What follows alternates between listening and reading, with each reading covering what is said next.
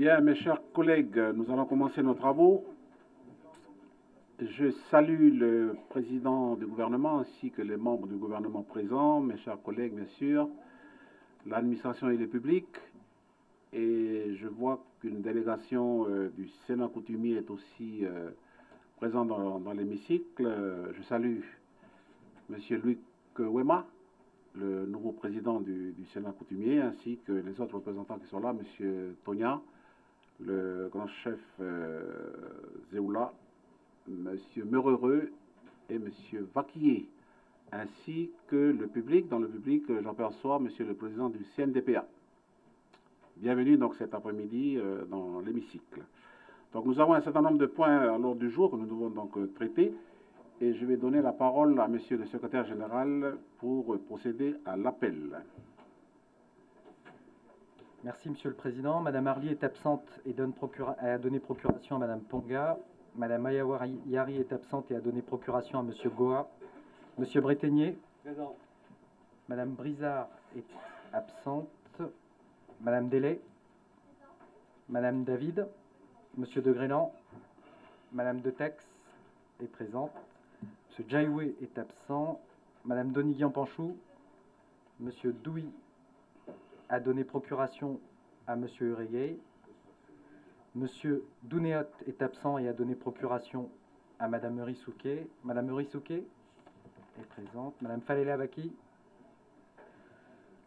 Monsieur le sénateur Frogier est absent et a donné procuration à Madame Malaval-Cheval. Monsieur Gay est absent et a donné procuration à Monsieur Naturel. Monsieur Goa. Monsieur Goromido est absent et a donné procuration à Madame Eo. Madame Eo est présente. Monsieur le président Népéoun est présent. Monsieur Lallier est présent. Monsieur Lagnier. Madame Laouvea est présente. Monsieur Lazare est présent. Madame Lec. Madame Lec. Ah oui, on l'a vu. Okay. Pardon. Monsieur Leroux. Absent. Madame Lijard. Monsieur Louécotte. Excusez. Madame Machoreau-Régnier. Présente. Madame Malaval-Cheval. Monsieur Michel. Madame Millet. Monsieur Mouliakaka. Monsieur Nesline est présent. Monsieur Naouna est absent et a donné procuration à Madame Tidjine Mahé. Monsieur Naturel. Monsieur le président Néaoutine est absent. Madame Molène. Monsieur Pabouti. Monsieur Poadja est absent et a donné procuration à Monsieur Michel. Madame Ponga. Madame Pouja-Poujane. Présente. Monsieur Régent. Monsieur Sam. Madame San Mohamed doit arriver. Madame Siola Gadek. Monsieur Song. Madame Tidjine Mahé. Monsieur Uregei est présent. Madame Vayalimois est présente. Monsieur Vittori. Madame Voisin. Monsieur le président Wanitan. présent. Et Monsieur Yewene. Les conditions de quorum sont remplies, Monsieur le Président. Bien, merci, Monsieur le secrétaire général. Nous prenons le premier point à l'ordre du jour. Il s'agit de l'examen de la proposition de vœux déposée le 14 mars 2011 par M. Nidoïch Nesline, demandant l'application en Nouvelle-Calédonie de la déclaration de l'Assemblée générale de l'ONU du 13 septembre 2007 relative aux droits des peuples autochtones. Les commissions conjointes de la législation et de la réglementation relative aux affaires coutumières, ainsi que de la législation et de la réglementation générale, se sont réunies 4 fois sur le sujet, le 21 avril, le 21 avril 2011, le 10 janvier 2012, le 20 mars 2012 et le 27 juillet 2012. Donc, mes chers collègues, je vous propose de prendre le rapport numéro 62 du 27 juillet 2012 en page 2. Donc, il s'agit de 2 commissions qui sont donc concernées par ce vœu. La commission des affaires coutumières, donc coprésidée par messieurs Sam et Pabouti. Le rapporteur, c'est M. Roch-Douy, et la commission de la législation et de la réglementation générale, présidée par Mme Caroline Machoro-Régnier, rapporteur Mme Ilaïssa Laouvea. Je vais donc, avant de donner lecture, proposer peut-être à ce que l'auteur du vœu, s'il souhaite s'exprimer, M. Nesline. Merci, Monsieur le Président. Je vous remercie ainsi que mes collègues d'avoir fait que ce vœu soit aujourd'hui présent devant nous. Et pour être honnête avec vous, j'ai travaillé avec des jeunes de chez nous qui, à un moment donné, s'inquiétaient du fait de la logique d'opposition ethnique qui prenait trop d'importance chez nous. Et la question que l'on se posait était de savoir est-ce qu'on peut, aussi bien les femmes que les Polynésiens, que nous, tout ça, les minorités ethniques, nous affirmer comme tels, être acceptés comme tels, ou bien rentrer dans une logique d'État et se renier. Voilà. Et d'où la question, on va discuter ensemble, mais je sais que le texte qui va être discuté tout à l'heure a été un peu remanié, et la question qui se pose, c'est la voici, c'est que l'identité kanak, une identité collective, a été reconnue par la Constitution française, laquelle fait référence à la Déclaration des droits de l'homme et du citoyen, des droits individuels. Voilà, on dit que c'était une contradiction. 10 ans après la signature de l'accord de Nouméa, force est de constater que cette reconnaissance peine à passer du textuel au contextuel. Alors, question là, y a-t-il incompatibilité totale entre l'identité kanak et la Déclaration des droits de l'homme et du citoyen, entre des droits collectifs et des droits individuels? Et entre droits individuels et droits collectifs, je signale que le droit de la femme a été reconnu, là. Le droit de la femme, c'est le droit il y a un genre, c'est un droit collectif. Et surtout, je me suis aperçu qu'il y a des blocages, bon, il y a eu des blocages partout, y compris en France actuellement sur le harcèlement sexuel. Lorsqu'on a envie de bloquer quelque chose qui nous gêne, on invente des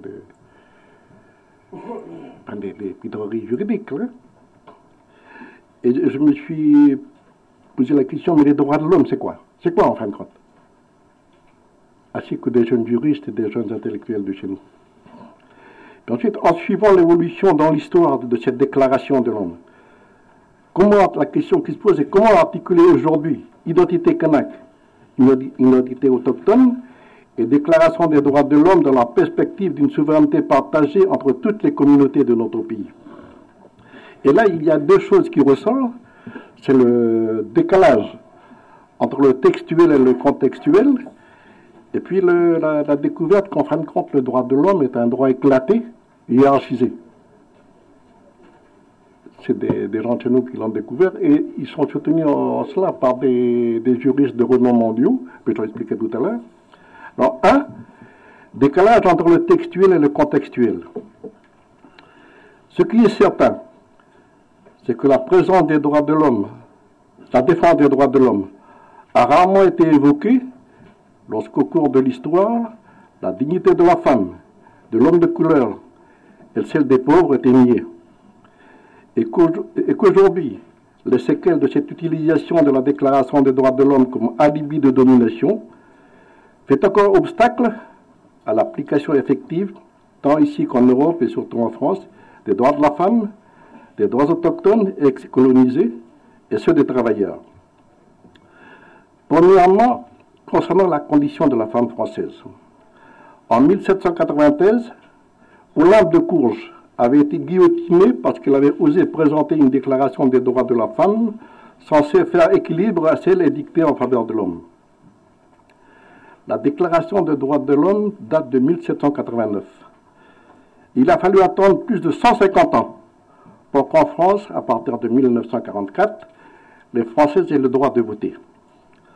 À titre de comparaison, Les Finlandaises votaient déjà en 1907, les Norvégiennes en 1913, les Islandaises et les Danoises en 1915 et les Suédoises en 1920. Pendant tout ce temps, en France, la Déclaration des droits de l'homme s'était accommodée de l'exclusion des femmes de la vie politique. Mais avoir le droit de vote ne veut pas dire être respecté. Ainsi, en 1997, le Parlement français était à 94% masculin, et cette proportion n'avait pas changé depuis 50 ans. C'est pourquoi une réforme de la Constitution avait été nécessaire pour que l'on obtienne en France la parité homme-femme sur les listes électorales. Mais c'est pas fini, ça. Hein? Cette année encore, lors des dernières élections législatives françaises, certains grands partis défenseurs de la République une indivisible et de l'identité française ont préféré une pénalité financière plutôt que de respecter les règles de la parité homme-femme sur les listes électorales. Comme quoi, il y a des résistances quand même. Hein? Il me semble qu'en ce moment, la ministre de la Justice est en train de travailler sur le harcèlement sexuel. C'est un texte qui a été voté, ensuite enlevé, parce qu'il y en a qui disent qu'il faut peut-être laisser nous les hommes un peu libres de défouler, là. Et c'est en France en ce moment, hein. Et quand on parle de viol chez les Kanaks, il faudrait qu'on se voie un peu, là, parce que c'est des parlementaires français qui l'ont enlevé, et là, Mme Toubira, qui est quand même une colonisée, voilà. Ça, c'est concernant le décalage entre le texte et le contextuel concernant les femmes. Deuxièmement, la Déclaration des droits de l'homme s'était également bien accommodée de la traite des Noirs et de l'entreprise coloniale. Là encore, nous constatons un immense décalage entre les déclarations de principe et leur application concrète. Car il a fallu attendre plus de 50 ans pour que, contrainte et forcée, la France abolisse l'esclavage dans ses positions d'outre-mer. Pour l'histoire, rappelons que Napoléon Ier, qui est le père du Code civil, dans une expédition pour rétablir l'esclavage, perdit à Saint-Domingue plus de soldats qu'il n'a perdu à Waterloo. En fin de compte, il a été contraint et forcé d'abolir l'esclavage parce que son armée a été battue par l'armée des esclaves à Saint-Domingue. C'est contraint et forcé. Sinon, la Déclaration des droits de l'homme s'accommodait bien de l'esclavage. Et pendant tout ce temps que dura l'entreprise coloniale, jamais la défense des droits de l'homme n'a été mise en relation avec le pillage et les crimes coloniaux.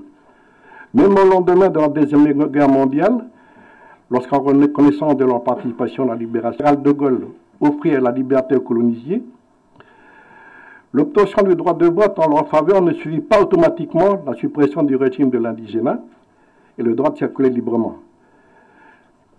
L'égalité politique fut jugée prématurée au motif de l'immaturité politique des colonisés. L'immaturité politique des colonisés fut encore évoquée en Nouvelle-Calédonie à partir des années 1946-47 pour déconseiller aux Kanaks, alors largement majoritaires dans notre pays, de réclamer le droit de vote pour tous, conformément à la Déclaration universelle des droits de l'homme. Mais aujourd'hui que les Kanaks, nous sommes devenus minoritaires et avons presque tous le niveau scolaire au moins égal au certificat d'études, le respect du suffrage universel avec un homme et une voix est demandé par ceux-là même qui, à une époque, étaient contre. Donc il y a une petite manipulation de la Déclaration de l'homme pour alibi de domination. L'explication à cela, à mon avis, est que les gouvernements occidentaux se sont tellement identifiés à la Déclaration des droits de l'homme qu'ils admettent difficilement que d'autres peuples que le leur se réclament de la liberté dans leur lutte de l'émancipation. À mon avis, il faut donc décoloniser le droit. Et maintenant, comme nous pas voter un texte, changer ou pas, ça m'est égal pour eux qu'on discute entre nous Calédoniens. Avant 2014 et en vue avant le référendum. Troisièmement, en ce qui concerne maintenant le droit du travail, le décalage est énorme entre ce qui est proclamé d'une part dans le texte et le respect de celui-ci. Sa transgression est souvent tolérée par la grande majorité de ceux qui la commettent et acceptée par ceux qui sont les témoins les plus attentifs. L'article 23.1 de la Déclaration des droits de l'homme de 1948 stipule d'un côté que toute personne a droit à un travail et à la protection contre le chômage. Mais de l'autre côté, les licenciements collectifs s'inscrivent dans des plans sociaux décidées par des organes d'entreprise tout à fait légales et le plus souvent conformes à des lois démocratiques. Il y a quelques années, je crois que c'est en 2000, à l'Assemblée nationale, lors d'un débat sur le projet de loi sur la modernisation sociale, le président de la Commission des affaires sociales, le socialiste Le Garec, proposait un amendement à l'article 23.1 du Code du travail visant à autoriser le licenciement pour, je cite, pour raison de réorganisation destinée à sauvegarder la compétitivité des entreprises. Ce qui veut dire que dans certaines entreprises, certaines situations, même les entreprises qui font des bénéfices sont autorisées à licencier. Voilà. Donc il y a un décalage entre le texte et l'application. On vote un texte en 1789 et 150 ans après, c'est toujours pas appliqué. Je veux dire que je veux bien qu'on... Enfin, M. Bouquet est là, M. Foularouge et Mme Henriette, là. En 1969, nous avons été emprisonnés parce que nous avons écrit en langue vernaculaire alors que c'était interdit. Enfin, même pas interdit, c'était pas toléré. Et là, 40 ans après, l'histoire n'est pas réglée. Ça va, parce que quand on voit que les femmes ont mis 150 ans à avoir le droit, on a encore la marge, là. On a encore 50 ans devant nous, là. Et l'histoire des langues n'est pas encore réglée, malgré qu'elle soit inscrite de l'accord de Nouméa. Maintenant, je passe au deuxième point, un droit éclaté et hiérarchisé. À un moment donné, du côté de l'IFOU et de l'île des Pins, enfin, je discute avec les gens des fois, les Kanaks s'étonnaient que la transgression par des responsables coutumiers de l'article 10 de la déclaration relative à la liberté de pensée et de croyance et d'expression avait été un motif de condamnation judiciaire, alors que la transgression de l'article 23 et 25 relatifs au droit de tout individu à un travail, à la protection contre le chômage et la justice sociale n'ont jamais été. Vu de la Calédonie profonde, on a l'impression qu'en France et en Europe, il existe un droit éclaté, expression elle-même éclatée de la société, et que celui-ci est à l'opposé de la justice. Cette impression est partagée par les juristes de renommée mondiale. En effet, selon la revue internationale Droits fondamentaux, droits éthiques et société, la Convention européenne des droits de l'homme, en limitant la protection juridictionnelle aux seuls droits politiques et civils, traduit en pratique une certaine divisibilité des droits de l'homme. Pour ces juristes, il importe donc de prendre en compte tous les droits de l'homme, en donnant sa pleine place à la garantie des droits économiques et sociaux, ces droits dits droits sous-développés. Ceci d'autant plus qu'avec les effets négatifs de la globalisation, les débats sur les libertés fondamentales se déroulent de plus en plus dans la sphère économique. Et en l'an 2000, lors de l'élaboration de la Charte européenne des droits de l'homme, M. Guy Brabant, qui est le représentant du Premier ministre et du Président de la République, a fait une nette distinction entre les droits classiques qui sont nés au XVIIe siècle, qui existent par eux-mêmes, par exemple le droit de propriété, le droit d'expression, les droits politiques et civils, et les droits sociaux qui sont nés au XIXe siècle et qui, selon lui, n'ont qu'une justiciabilité de principe. Cela veut dire que si un droit existe par lui-même, un principe, par contre, c'est le cas des droits sociaux, ne se pose pas par elle-même. Constitutionnellement, il est un objectif à atteindre à long terme. Cette conception éclatée et hiérarchisée du droit résulte de la faiblesse de la pensée démocratique qui, comme le souligne le professeur Raymond Aron, ne connaît et ne veut reconnaître que l'individu et commence par méconnaître les groupements naturels, familles, communes, régions, corporations, pour nous le clan, dans lesquels les individus se trouvent naturellement insérés. Cette conception du droit est liée à une histoire particulière d'un continent, l'Europe, et particulièrement en France. En effet, 2 ans après la naissance de la Déclaration des droits de l'homme, coup sur coup étaient supprimés les corps de métier par la loi Allard de mars 1791 et interdit toute organisation professionnelle par la loi Le Chapelier en juin 1791. S'imposa alors une version radicale de l'individualisme. Entre individu, citoyen et l'État, il n'y a plus rien. Dans ce face-à-face entre l'individu et l'État, le social est escamoté. La grève ne sera autorisée qu'en 1864, c'est-à-dire 75 ans après la Déclaration des droits de l'homme, et les syndicats en 1884, 95 ans après celle-ci. Bien longtemps après, en 1948, en réaction à la barbarie nazie, apparut une nouvelle Déclaration des droits de l'homme qui, aux droits individuels, à la liberté, ajoute les droits de fraternité entre les hommes et reconnaît enfin les droits sociaux. Mais comme je l'ai expliqué plus haut, par rapport aux droits civils et politiques, ces nouveaux droits tiennent plus du principe que du droit, sont des droits sous-développés. Maintenant, je viens à la déclaration que nous avons étudiée, qu'on a changé un peu. La déclaration des droits de l'ONU de septembre 2007 relative aux droits des peuples autochtones, une déclaration, une force contraignante pour les États qui ont accepté de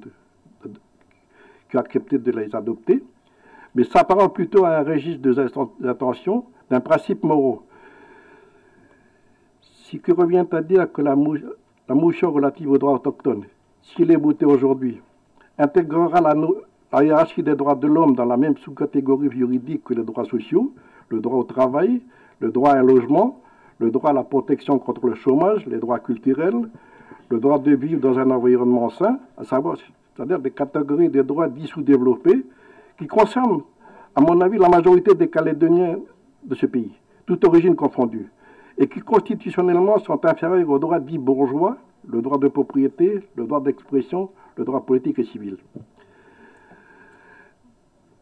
Puisque pour la problématique qui nous concerne, la Déclaration des droits de l'homme comme expression de la seule société occidentale est imposée comme la norme est impassable et unique, c'est ce qui est un peu ce que vous posiez, M. Bretigny, que ces droits justifient la minorisation, voire la négation des autres formes de civilisation et de culture, et légitiment la hiérarchisation des droits, nous disons que malgré la capacité des citoyens calédoniens à faire société ensemble, les conditions de la souveraineté partagée entre les différentes communautés de notre pays ne sont pas réunies, parce que escamotées. Nous pensons que les droits de la femme, les droits sociaux, les droits à un environnement sain, les droits des peuples autochtones, le droit au logement, le droit à une culture propre, sont des droits de l'homme à part entière, alors qu'aujourd'hui, ils n'ont qu'une justifiabilité de principe. Aussi, pour créer les conditions de souveraineté partagée entre toutes les communautés calédoniennes, nous appelons les citoyens calédoniens à former ensemble l'indivisibilité, l'indissociabilité et l'égalité de tous les droits de l'homme. Car à analyser de plus près, il n'y a pas d'incompatibilité entre l'identité kanak et la Déclaration des droits de l'homme. La problématique que les droits de l'homme constituent trouve ses équivalences dans d'autres cultures que la culture occidentale. La question du droit de la personne correspond à un problème fondamental de la vie en société auquel aucun n'échappe, celui de la confiance en l'avenir. Mais on la formule ainsi, en se référant aux droits de la personne. On la lie à un modèle sociétal que l'Occident prône depuis 2 ou 3 siècles, et c'est justement cette reconnaissance d'une réalité que nous partageons tous, mais que nous mettons en forme différemment selon nos expériences de vie, qui se trouve aujourd'hui au cœur du défi pluraliste que nous sommes appelés aujourd'hui à relever ensemble. Les êtres humains sont des êtres sociaux et non des individus abstraits. Il s'ensuit qu'un droit qui met l'accent sur le développement de l'individu dans sa plénitude doit également reconnaître que celui-ci réalise sa personnalité à travers sa culture et que donc le respect des différences individuelles implique un respect des différences culturelles. La Déclaration universelle des droits de l'homme est née en France et est intimement liée à l'histoire de ce pays. Tant qu'elle se présentera comme l'expression de la seule civilisation occidentale et justifiera la négation d'autres formes de civilisation et de culture, il lui sera difficile, ici dans notre pays, d'être au fondement d'une souveraineté partagée entre toutes les communautés calédoniennes. Parce que l'universalité abstraite n'existe pas, il n'a de sens qu'enraciné dans la réalité. Nous vivons dans un pays pluriethnique, pluriculturel, et aspirons à vivre ensemble dans le respect de nos différences culturelles démocratiquement. Il nous faut donc œuvrer ensemble pour une conception pluriculturelle et non hégémonique des droits de l'homme et de la démocratie. S'agissant de la démocratie, à la différence de la science qui constate, la démocratie, elle, parie sur la croyance en l'équivalence des valeurs entre les personnes et plus récemment en l'égalité en dignité de toutes les cultures. Comme toutes les croyances, elle est fragile aussi, il a besoin d'être assumé et pris en compte par chacun de nous pour s'enraciner de la réalité. C'est donc aux soins et à la garde des citoyens qu'est confiée cette fragilité même des démocraties modernes. Je pense que la crise du civisme vient certainement du fait que l'on a oublié que la démocratie est une croyance. Dans cette perspective, la déclaration de l'AG de l'ONU de septembre 2007 relative aux droits des peuples autochtones apporte une immense contribution. Premièrement, elle affirme l'importance de respecter les diversités culturelles, des civilisations et des cultures, qui est vue comme une richesse et même comme le patrimoine commun de l'humanité. Deuxièmement, elle est une remise en question du modèle étatique intégrateur et englobant, supposant une articulation et non plus l'intégration des peuples autochtones dans le cadre étatique, comme nous le suggère la motion formulée que nous est présentée aujourd'hui. S'agissant du droit des peuples autochtones, on lit dans l'article 5, je lis, « Les peuples autochtones ont le droit de maintenir, de renforcer leurs spécificités d'ordre politique, économique, social et culturel, ainsi que leur système juridique, tout en conservant le droit, si tel est leur choix, de participer pleinement à la vie politique, économique et sociale de l'État. On sort d'une logique unitaire de l'État pour s'ouvrir à une logique de complémentarité des différences et d'articulation des logiques diverses,